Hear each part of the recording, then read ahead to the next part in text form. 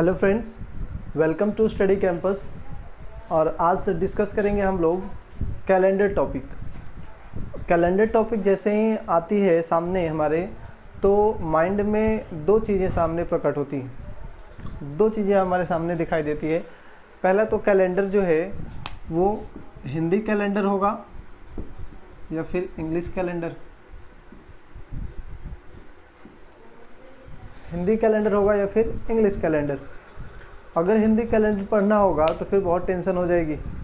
नहीं, हिंदी कैलेंडर में बहुत टेंशन है क्योंकि उसमें बहुत ज़्यादा चीज़ें होती हैं। नहीं, ग्रह नक्षत्र बहुत सारी चीज़ें हैं, तो वो सब हिंदी कैलेंडर जो है, जो कि आपने देखा होगा ठाकुर प्रसाद की जो कैलेंडर आती है, वो हिंदी कैलेंडर बहुत ही चर्चित कैलेंडर है, ठाकुर प्रसाद की कैलेंडर। तो उसमें बहुत सारे अजीब अजीब चीज़ दिए जाते हैं। तो एक्चुअल में हिंदी कैलेंडर जो होती है वो पंडित जी जो होते हैं वो लोग पढ़ते हैं, गुरुकुल में पढ़ाई जाती है। और ये जो है इंग्लिश कैलेंडर है वो हमारे सिलेबस में है। इसमें जनवरी, फरवरी, मार्च, अप्रैल, मई ये सब जो होते हैं वो इंग्लिश कैलेंडर का हमारा सिलेबस है। तो इंग्लिश कैलेंडर की बात करें तो इसमें हमें क्या देखने को मिलेगा? डेज मिलेंगे देखने को। डेज की बात करें तो डेज में आएगा Monday, Tuesday, Wednesday, Thursday, Friday, Saturday and Sunday. ये 7 डेज मिलेंगे। वीक्स की बात करें तो वीक्स में स्पेशलिटी क्या है कि इसमें 7 डेज होंगे। नहीं, 7 डेज होंगे। और किसी भी महीने में बात करें तो वो 4 वीक्स होंगे। अगर फरवरी का देखें तो 28 डेज का मिनिमम, उसमें भी आपका कितना 7 से डिवाइड करेंगे तो 4 वीक्स हो जाएगा। 29 का अगर लीप ईयर है फरवरी, तो उसमें भी डिवाइड करेंगे 7 से तो 4 वीक्स होंगे और 1 डे एक्स्ट्रा बचेगा। मैक्सिमम अगर देखा जाए 31 का, तो उसमें भी 7 से डिवाइड करेंगे तो कितना 4 वीक्स प्लस कितना 3 डेज। मीन्स अगर हम बोले कि मैक्सिमम कितना वीक होगा किसी भी मंथ में, तो 4 होगा। और मिनिमम की बात भी करें तो मैक्सिमम 4 वीक्स ही होगा, मिनिमम भी और मैक्सिमम भी। ठीक है, अगले पॉइंट पे आते हैं मंथ्स। अब मंथ्स की बात करें तो मंथ जो है वो हमारे पास डिफरेंट कैटेगरी के हैं। जैसे अगर बात करें जनवरी का, तो ये कितना 31 का, फेब 28 या फिर 29, depend on types of year. अगर लीप है तो 29, जनरल है तो 28। सेम टाइप से मार्च 31, अप्रैल 30,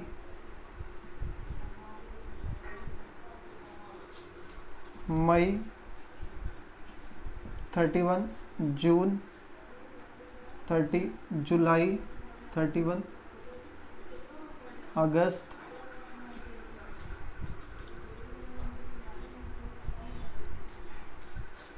सितंबर, अक्टूबर, नवंबर और दिसंबर। सेम टाइप से इसको आप फिल कर सकते हैं।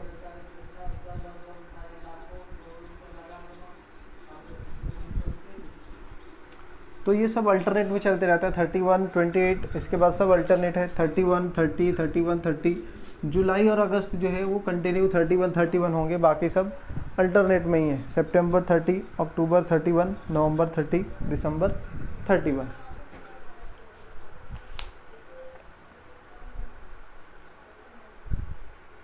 ओके, अब ईयर्स पे अगर आते हैं तो ईयर्स में क्या हमें मिलेगा? तो ईयर्स में देखने को होगा तो यहाँ पे दिखेगा नॉर्मल ईयर या फिर जनरल ईयर। और दूसरा कैटेगरी है लीप ईयर। जनरल ईयर और leap year.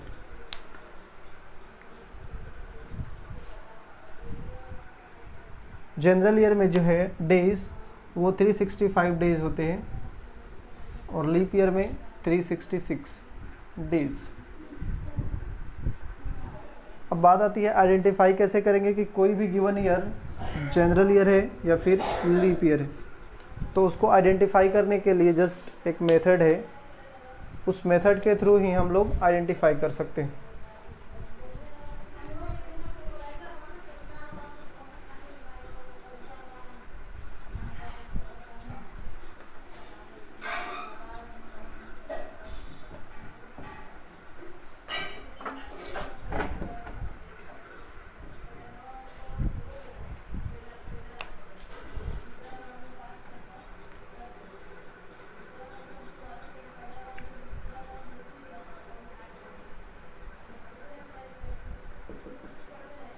Leap year.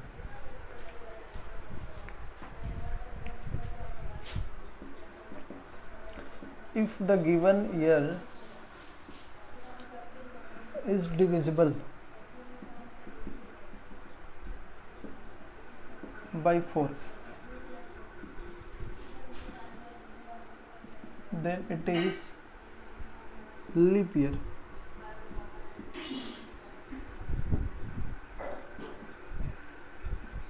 Otherwise it is general year. अगर कोई भी गिवन ईयर 4 से डिवाइड है तो वो लीप ईयर होगा। अगर 4 से डिवाइड नहीं हो पाता है, मीन्स रिमाइंडर कुछ बच जाता है, तो वो जनरल ईयर होगा। सिंपल सा मेथड है। लेकिन यहाँ पे एक इम्पॉर्टेंट पॉइंट है, नोट करके इसको हम लोग चेक कर सकते हैं। In case of century year, in case of century year, अगर सेंचुरी ईयर का केस है तो फिर it should be divisible. In case of century year, if the given year is divisible by 400,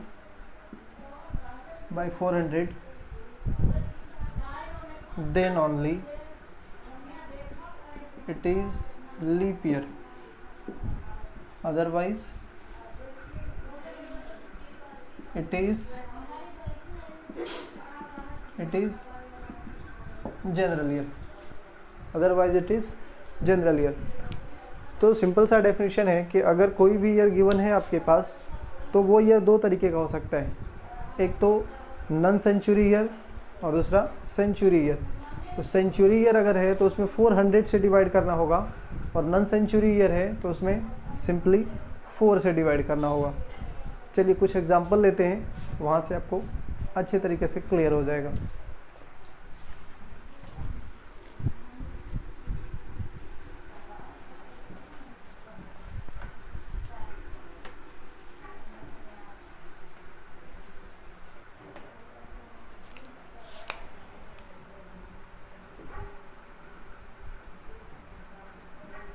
Identify the given years.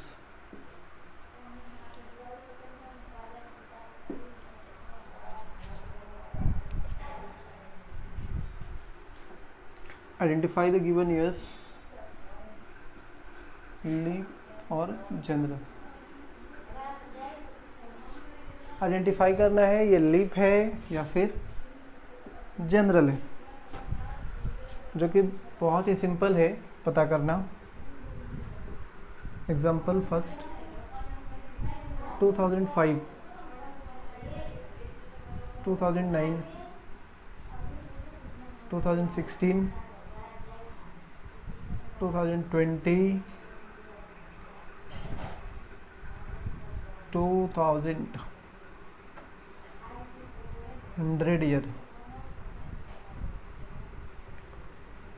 200 year,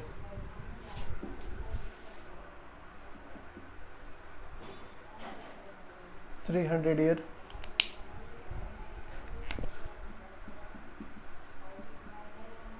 400, 600। तो ये हमें check करना है कि ये जो दिया हुआ गिवन ईयर है वो जनरल है या फिर नॉर्मल है।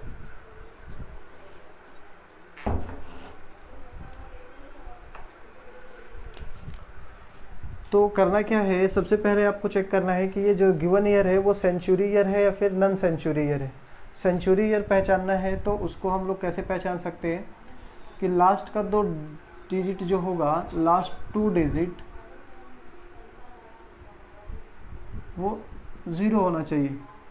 लास्ट के 2 डिजिट 0 होने चाहिए। अगर ऐसा है तो वो सेंचुरी ईयर होगा, अगर ऐसा नहीं है तो वो जनरल ईयर हो जाएगा, मीन्स नॉन सेंचुरी ईयर होगा।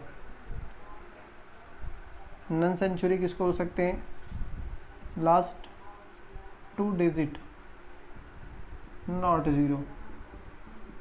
अगर लास्ट का 2 डिजिट 0 नहीं है तो वो हो जाएगा नॉन सेंचुरी ईयर, और लास्ट का 2 डिजिट अगर 0 है तो वो हो जाएगा सेंचुरी ईयर। क्लियर? चलिए देखते हैं इसको। ये नॉन सेंचुरी दिख रहा है क्योंकि लास्ट का 2 डिजिट दोनों के दोनों 0 नहीं है, तो इसमें 4 से केवल डिवाइड करना है। 4 से डिवाइड करने का रूल आपको मालूम होना चाहिए, तभी आप फास्ट कर सकते हैं कैलकुलेशन। 4 से डिवाइड होने का रूल ये है कि कोई भी दिया हुआ नंबर, जो भी नंबर है, कोई भी दिया हुआ नंबर का लास्ट 2 डिजिट अगर 4 से डिवाइड है तो पूरा नंबर 4 से डिवाइड होगा। किसी भी नंबर का लास्ट 2 डिजिट अगर 4 से डिवाइड है तो पूरा नंबर 4 से डिवाइड होगा। ठीक है, तो आपको जस्ट केवल लास्ट का 2 डिजिट देखना है। ये 4 से डिवाइड है क्या? 05। तो 05 में 4 से भाग देंगे तो वो डिवाइड नहीं होगा। मीन्स यहाँ पे ये डिवाइड नहीं हो रहा है। डिवाइड नहीं हो रहा तो इसको बोलेंगे जनरल ईयर। ये 09 में आपको 4 से डिवाइड करना है। 4 से डिवाइड करेंगे तो 4 2 जा 8, रिमाइंडर हो जा रहा है 1, तो यहाँ से बोल सकते हैं ये भी जनरल ईयर। ये 16 में 4 से डिवाइड करेंगे तो 4 4 जा 16, मीन्स रिमाइंडर 0 हो जा रहा है, तो रिमाइंडर 0 हो गया तो ये हो गया लीप ईयर। ये 2020 4 से डिवाइड करेंगे, डिवाइड हो जाएगा 4 5 जा 20, ये भी लीप ईयर। 2000, अब यहाँ पे देखने को दिख रहा होगा आपको लीप ईयर, सॉरी क्या बोलते हैं, सेंचुरी ईयर, क्योंकि लास्ट का 2 डिजिट 0 है। तो सेंचुरी ईयर के केस में 4 से नहीं बल्कि 400 से डिवाइड करना होगा आपको, और 400 से डिवाइड करना है। अब आपको केवल 20 से 0 कैंसिल कर दिया, 00 से 00 कैंसिल, 20 में 4 से डिवाइड करना है जो कि 5 टाइम्स में कैंसिल हो जाएगा, तो ये भी लीप ईयर। ये सेंचुरी ईयर दिख रहा है क्योंकि लास्ट में 00 है, वैसे ये सेंचुरी ही है, 100 ही है। इसमें हमें 400 से डिवाइड करना है। अब 400 से डिवाइड करेंगे तो ये तो होगा नहीं, तो ये हो गया क्या? General year. यहाँ पे 400 से डिवाइड करेंगे, ये भी नहीं हो पा रहा है, ये हो गया जनरल ईयर।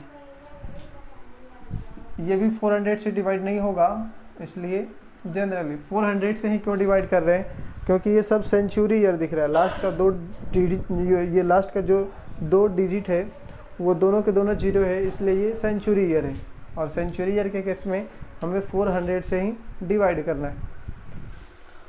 यहाँ पे 400 से डिवाइड करेंगे तो ये कैंसिल हो जाएगा, मीन्स रिमाइंडर 0, और रिमाइंडर 0 तो ये हो जाएगा लीप ईयर। ये 400 से डिवाइड किया, नहीं हो पा रहा है, इसलिए ये हो जाएगा जनरल ईयर। ठीक है, अगर किसी को भी कोई भी डाउट होगा रिगार्डिंग कैलेंडर तो आप ज़रूर कमेंट कर सकते हैं, या फिर आपको ग्रुप में भी मैसेज कर सकते हैं। ओके, कोई भी कॉन्सेप्ट अगर मिसिंग हो रहा है तो आप एक बार उसको कमेंट में ज़रूर करिए कि मेरा ये पोर्शन समझ में नहीं आ पाया। ठीक है, तो लीप ईयर समझने के लिए सबसे बड़ी बात यह है कि आपको सबसे पहले चेक करना पड़ेगा कि गिवन ईयर जो है वो सेंचुरी है या नहीं है। सेंचुरी नहीं है तो 4 से केवल डिवाइड करना है, चेक करने के लिए लीप ईयर है या नहीं है। डिवाइड है तो है, नहीं है तो लीप ईयर नहीं है। जो सेंचुरी ईयर है उसमें 400 से डिवाइड करना है चेक करने के लिए। अगर 400 से डिवाइड है तो वो लीप ईयर होगा, अगर 400 से डिवाइड नहीं है तो वो लीप ईयर नहीं होगा। तो ये सब सिंपल स्टेप्स थे अभी। इसके बाद हम लोग देखते हैं next, odd days.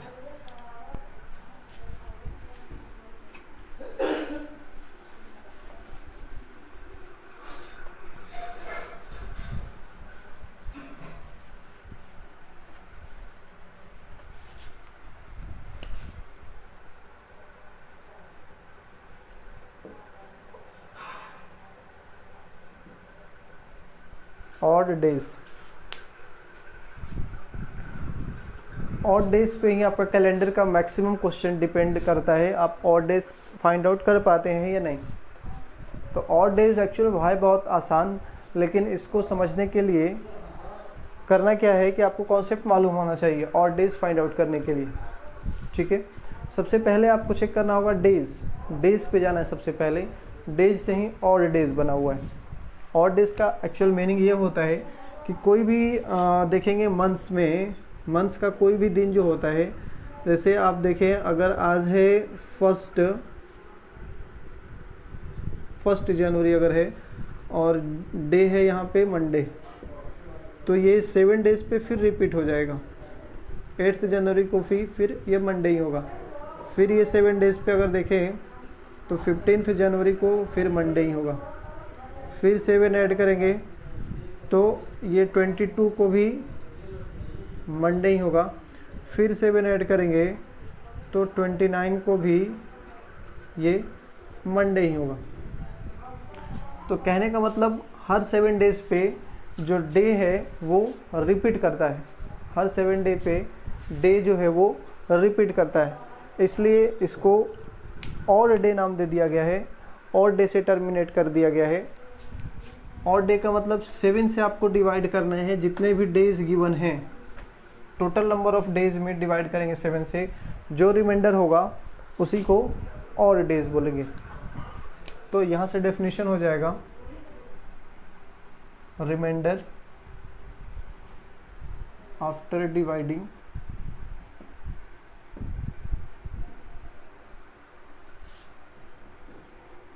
total number of days by 7। Reminder after dividing total number of days by 7। Total number को 7 से डिवाइड करेंगे, जितना रिमाइंडर होगा उसी को ऑड डेज बोलते हैं। अब इम्पोर्टेंट पॉइंट ये है कि ऑड डेज आपको फॉरवर्ड में भी जाना पड़ सकता है या फिर बैकवर्ड में जाना सकता है, वो डिपेंड करेगा कि कैसा क्वेश्चन है। तो इसको हम लोग बोल सकते हैं if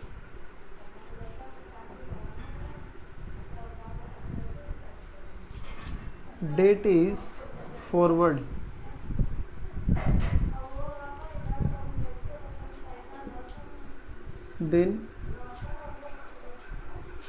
then add odd days।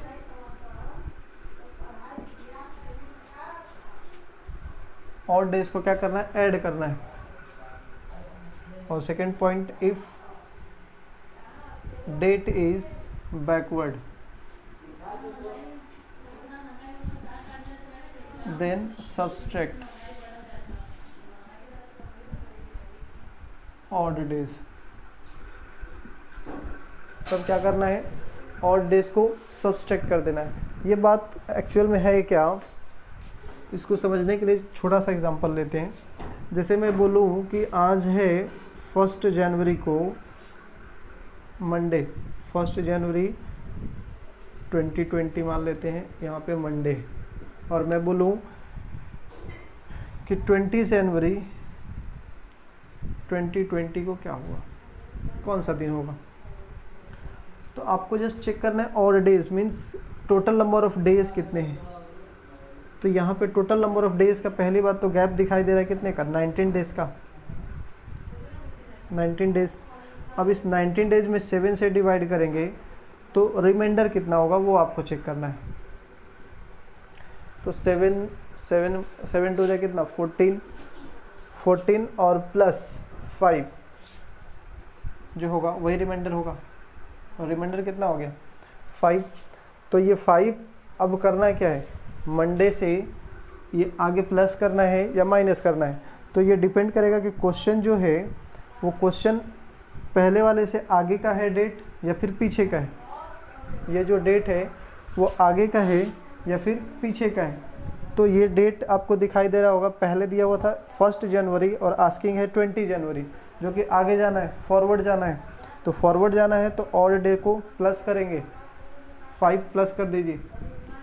Monday में 5 ऐड करेंगे, Monday, Tuesday, Wednesday, Thursday, Friday, Saturday. Answer हो जाएगा क्या, सैटरडे। और इसी क्वेश्चन में अगर मैं बोलता, अगर ये एग्जांपल मैं लेता 20 जनवरी सैटरडे, 1 जनवरी 20 जनवरी 2020 मान लेते हैं इसको सैटरडे। तो 1 जनवरी 2020 को कौन सा दिन होगा। तो यहाँ पे भी आपको गैप ही चेक करना है, डेज का गैप कितना है 19 का।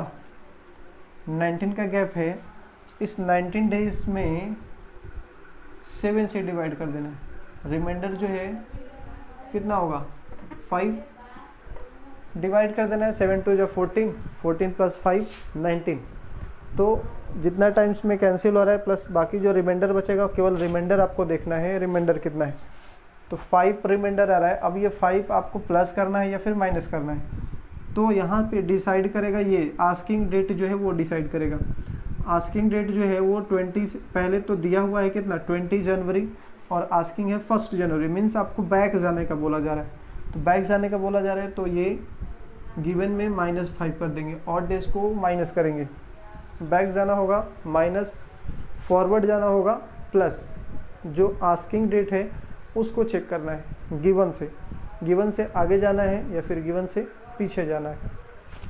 तो यहाँ पे हम माइनस करेंगे, माइनस इसलिए कर रहे हैं क्योंकि ये डेट जो है वो बैक का दिया हुआ है। तो -5 करेंगे तो वही आ जाएगा कितना, मंडे। ओके,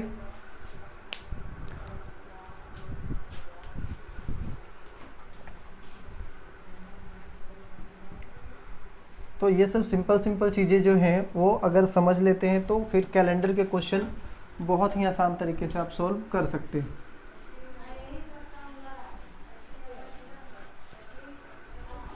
कोई भी कन्फ्यूजन होने की बात नहीं है इसमें, कैलेंडर में कहीं पे भी कोई कन्फ्यूजन नहीं है। देखने को बहुत लोग टेंशन में आ जाते हैं कि कैसे सॉल्व करें कैलेंडर के क्वेश्चन को, लेकिन बहुत ही आसान होते हैं। अगर कॉन्सेप्ट आपका क्लियर है तो फिर हर एक क्वेश्चन को बहुत ही आसान तरीके से डील कर सकते हैं। चलिए टाइप देखते हैं क्वेश्चन के, कैसे कैसे क्वेश्चन के टाइप होते हैं।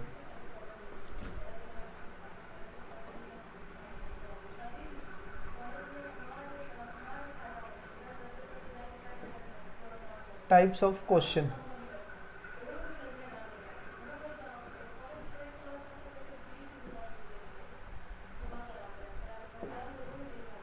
पहला टाइप जो है वो है इंडिपेंडेंट, या बोल सकते हैं डिपेंडेंट। देखते हैं पहले डिपेंडेंट क्वेश्चन या डिपेंडेंट डेट्स।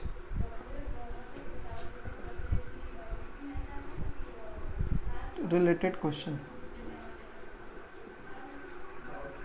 और सेकंड है इंडिपेंडेंट।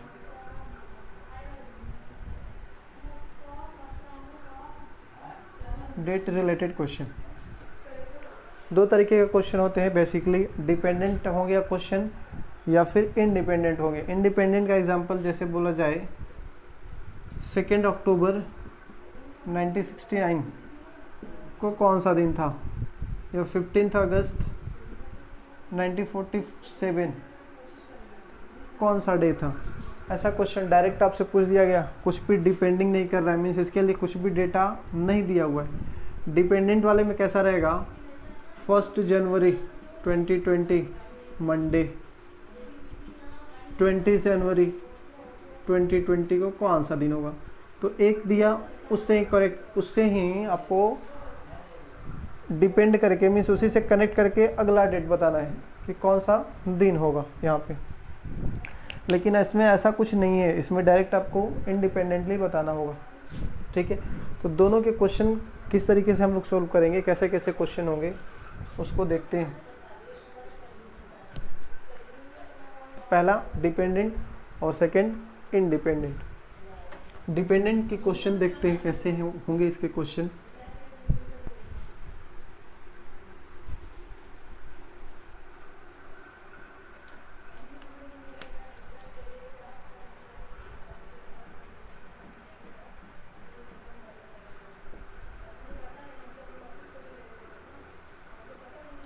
Dependent date related.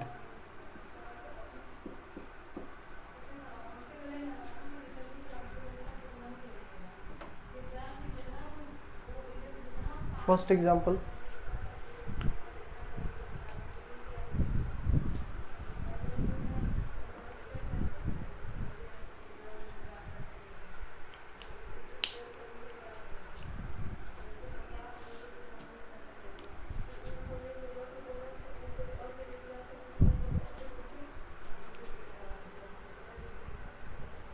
सबसे पहले इसको करने से पहले थोड़ा सा ऑड डे का कुछ क्वेश्चन कर लेते हैं हम लोग।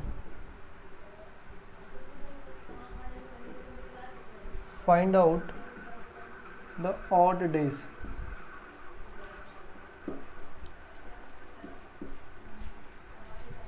Find out the odd days.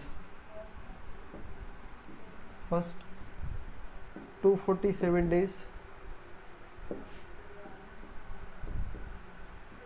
412 weeks, 1 month,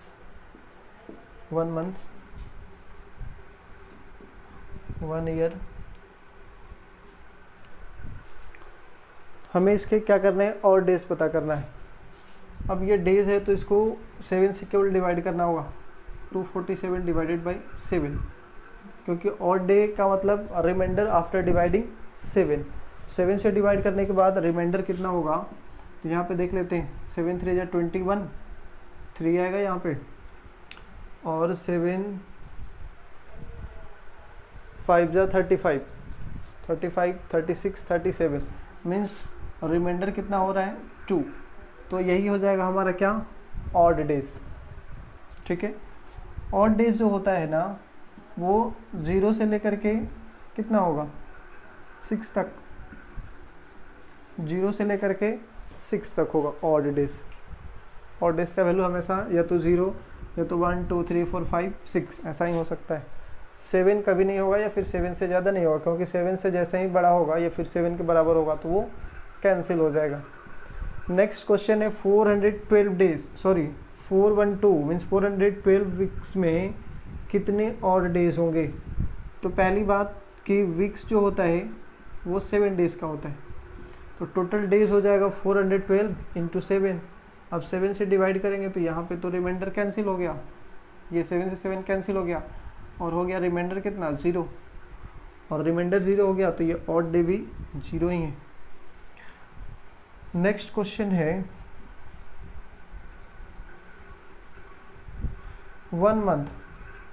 1 month में ऑड डेज कितना होगा। तो पहली बात 1 मंथ जो है वो मंथ कैसा है, मंथ भी अलग अलग टाइप के हैं। 30 वाला मंथ है या फिर 28 वाला मंथ है या फिर 29 वाला है या फिर 31 वाला है, अब डिपेंड करेगा उस पर। तो अगर हम लोग देखें जनवरी तो इसमें होता है 31, और 31 में अगर 7 से डिवाइड करेंगे तो रिमाइंडर होगा 3। फरवरी की बात करें तो या तो होगा 28 मीन्स 0 या 1। सेम टाइप से मार्च 3, अप्रैल 2, मई, जून, जुलाई, अगस्त, सितंबर, अक्टूबर, नवंबर, दिसंबर।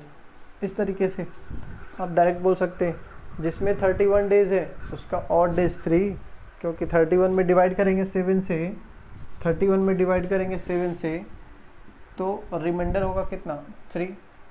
30 में डिवाइड करेंगे 7 से रिमाइंडर होगा 2। 29 में करेंगे 7 से रिमाइंडर होगा 1। 28 में 7 से डिवाइड करेंगे रिमाइंडर होगा 0। तो जनवरी 31 का होता है 3, फरवरी या तो 28 या तो 29 तो 0 या 1, मार्च 31 3, अप्रैल 32, मई 31 3, जून 32, जुलाई 31 3, अगस्त 31 3, सितंबर 32, अक्टूबर 31 3, नवंबर 30 that is 2, December 31 that is 3। तो ये सब ऑड डेज हो गए। अब अगर हम लोग बात करें ईयर्स का, तो 1 ईयर में कितने ऑड डेज होंगे। तो पहली बात जो ईयर है वो कैसा है, जनरल ईयर है या फिर लीप ईयर है। जनरल ईयर है तो आपको मालूम है 365 डेज हैं, और 7 से डिवाइड करेंगे तो रिमाइंडर होगा कितना 1, तो ये 1 हो जाएगा ऑड डेज। और लीप ईयर की बात करें तो 366, 7 से डिवाइड करेंगे तो रिमाइंडर होगा 2। तो यहाँ पे लीप ईयर के केस में रिमाइंडर 2 होगा, और जनरल ईयर के केस में रिमाइंडर 1 होगा।